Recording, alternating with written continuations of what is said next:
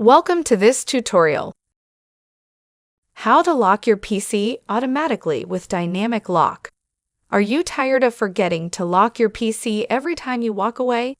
In this video, we'll show you how to turn on dynamic lock and keep your PC secure automatically. Let's dive into each method one by one with clear, screen-following steps. Method 1. Press Windows plus I to open settings. Click on Personalization from the sidebar. Select Lock Screen from the options. Click Screensaver Settings below the preview. In the pop-up, choose a screensaver like blank or any other. Set the wait time, for example 5 minutes, and check on the resume display the logon screen. Click Apply and then OK.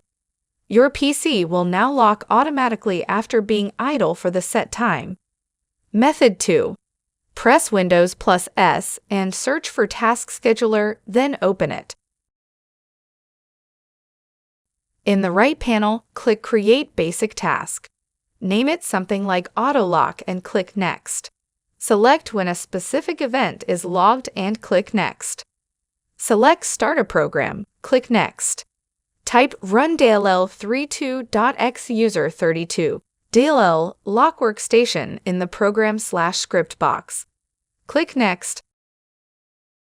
Then click Finish.